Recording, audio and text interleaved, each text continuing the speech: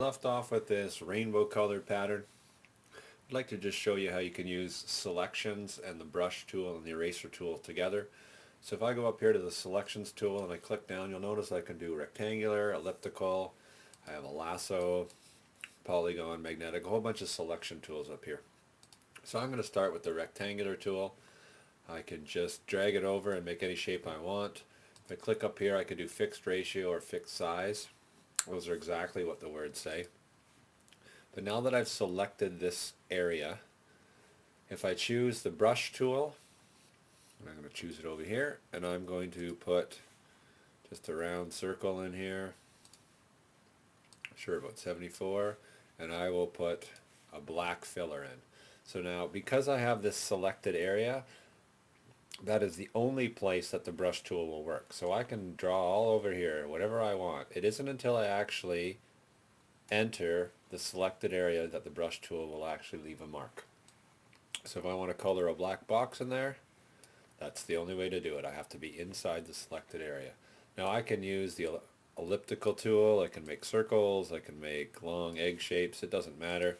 It still works the same. I'm going to switch to a brush again. So I'm going to put white in there this time. It only works inside. The lasso tool, that's kind of like a freehand, so I can draw whatever shape I want.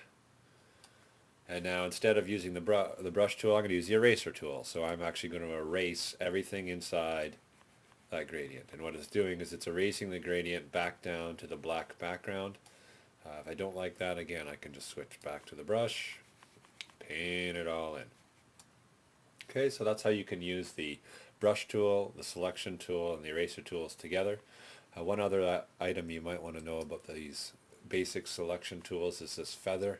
Feather is how hard the edge will be. It's kind of like the hardness for the selection tool or for the brush tool. So if I put a hardness or a feather of 50 on there, and then I draw an edge, you'll notice it shrunk down. And now if I go to color over that, all of the selected area that I originally had has been turned into feather, and it's feathering it out to the edges for me, just like that. Okay, so it's actually extended the feather quite a long ways. You'll notice I'm not making any white marks down here, anywhere out here.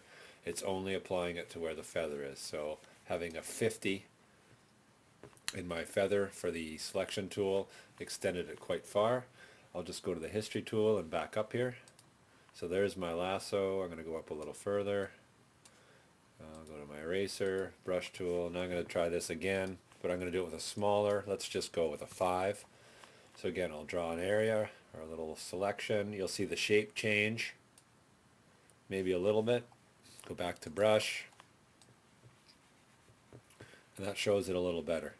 So now if I turn off my selection tool, notice how it has a nice soft edge.